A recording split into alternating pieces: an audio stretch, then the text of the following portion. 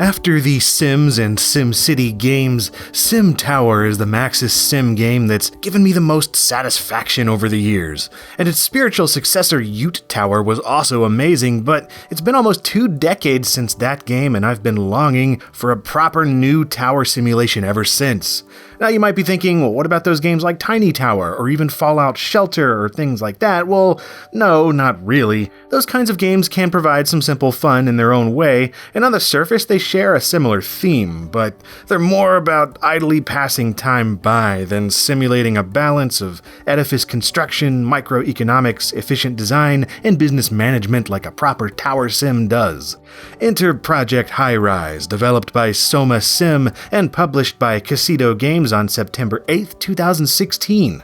I'd heard precious little about the people behind it or the game itself until very recently when they got in touch with me and asked if I wanted some pre-release code to review. Obviously I said yes, so let's see how it stacks up to the old school tower games.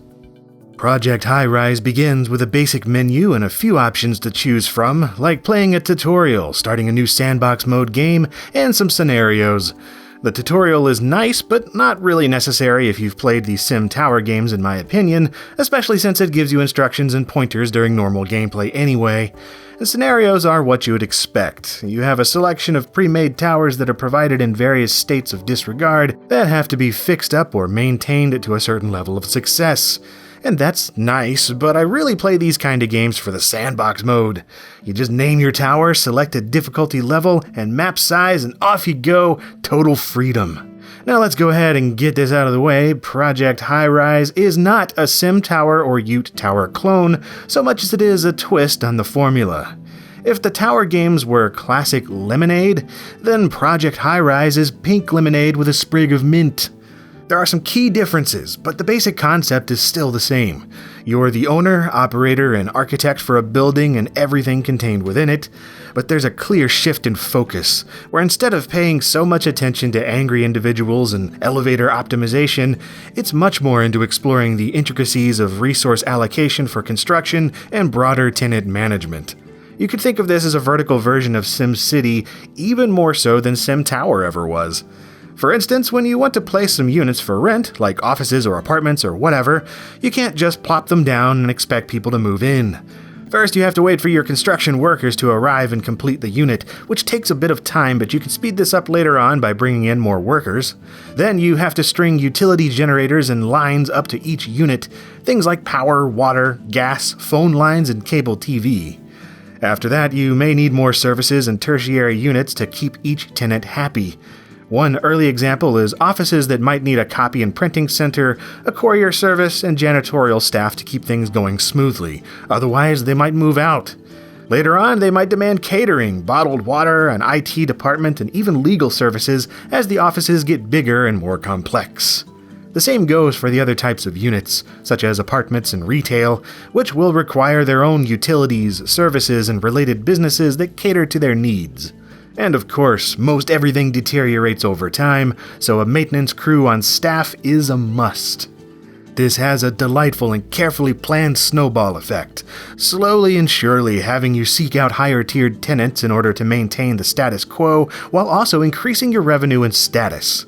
You'll have to build more units to attract these tenants, and with each new one you unlock, you'll have a new set of challenges to overcome and more things to build.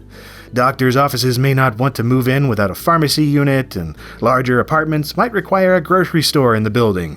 Retail stores require more storerooms and might do better with a metro station, and the highest-end companies sometimes demand limousine and helicopter services. And placement of this stuff is all quite important, as some units will compete with others for profits and traffic, so you might end up causing yourself grief if they're unable to compete, or they're too far away from elevators or things like that. Combine this with the constant need to stay on top of basic utilities, and this gets exponentially more complex the longer you play in a way that I absolutely dig. Not only that, but you've got a selection of extra stuff on top of this that will guide your activities using the invisible hand of virtual capitalism. Signing contracts with the local city hall will act as side quests, so to speak. These are things like placing a certain number of low-income housing units in your building in exchange for an upfront cash bonus with a larger payout once you meet their requirements. Completing tasks and building new stuff can not only earn you money, but also influence, buzz, and prestige. Influence can be used to sign on consultants, which provide various bonuses depending on who they are, like interior designers that will let you place more elaborate decorations and open up art galleries, politicians that will pull strings to get you mass transit and lift building restrictions, and operations managers increase your workers' productivity overall. Buzz can be spent on things like construction discounts, ad campaigns, and other temporary abilities, which will improve your businesses in a broad sense. And finally, prestige is basically like SimTower's star rating, where the more stars you have in prestige, the more people will want to visit your tower and move in. If you pull this stuff off correctly, everything comes together like clockwork, both figuratively and literally, since time plays a factor in how you get paid and when it's best to send certain workers to do their thing.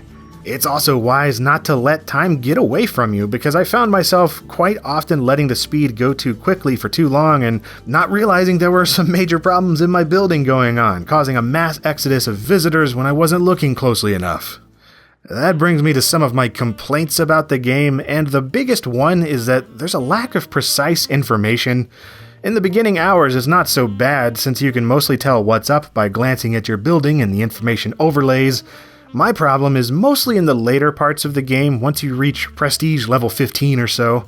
At this point, the requirements of each unit become incredibly picky, and while that can be fun, I think it takes far too much trial and error to figure them out.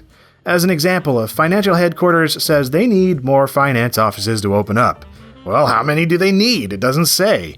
Then they end up complaining because it's too loud. Well, again, how quiet does it need to be? It doesn't say that either. And there's a vague overlay for noise, but because of how soft the color is around the edges and there's no real meters going on, and they never even said how quiet it needs to be to begin with, I don't know what to do. It can also be really hard to diagnose things like the happiness levels of individuals because it doesn't tell you what exactly is making them unhappy. Like, some person will say that a line is too long. Okay, where? What line? Again, it doesn't say. And for that matter, who is this person? While you can read through the feedback in this list, you can't expand it to click and see who is thinking what, or even what part of the building it pertains to. And it'd be great if there was some way to quickly evaluate specific pockets of unhappiness, like how people glowed shades of red in SimTower. And I know this game is more about the building itself than the people, but they're also pretty important to keep track of, which makes the extra steps to do so rather annoying. There's also not enough variety in the look of the units themselves, in my opinion, as it all ends up mashing together and kind of looking the same. For that matter, the decorative and customization options are surprisingly limited. Other than renaming people and units, the only customization is placing a handful of wallpapers and windows and some background objects nobody will use. And you can only place these down in certain areas and only one of them per tile. So you can't, for instance, place a ceiling light above a chair, which makes no sense. I don't know, it's little things like this that really stand out to me because the rest of Project Hi-Rise is just so completely captivating. Even if my issues with the game somehow aren't addressed in future patches, I expect that several of them could be fixed by the community. This is a Unity Engine game for one thing, and it has Steam Workshop support on top of that, making it very mod-friendly. And hey, if I can whip up a Duke Nukem statue mod in 5 minutes, I can only imagine what people with actual commitment will be able to do. Either way though, Project Hi-Rise has really impressed me, especially at its asking price of $20. For me, it's worth all of that. It's just one of those games that I really go for. One of those that I can sit down and play for what I swear is only 15 minutes, and I look at the clock and 2 hours have passed like it's nothing. Enjoyably intricate tower management simulations like this are far too infrequent nowadays, and I am stoked that Project Hi-Rise has come along to fill in that gap.